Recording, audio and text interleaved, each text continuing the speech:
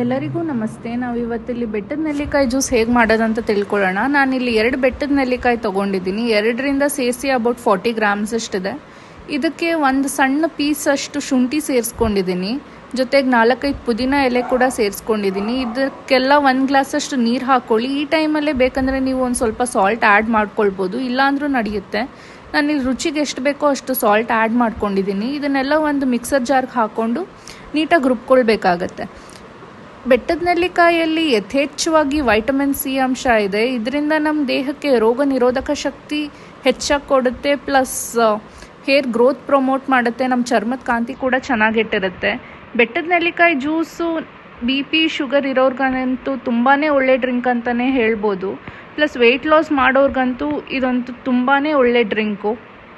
ಇದರಲ್ಲಿ ಏನು ಕ್ಯಾಲರೀಸ್ ಇರಲ್ಲ, ಏನು ಅಡಿಟಿವ್ಸ್ ಏನೂ ಇರಲ್ಲ.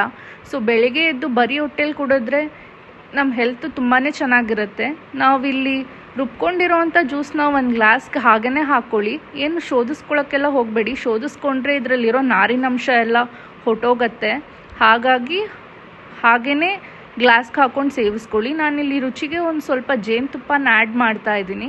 ನೀವು ಬೇಕಂದರೆ ಆ್ಯಡ್ ಮಾಡ್ಕೊಳ್ಬೋದು.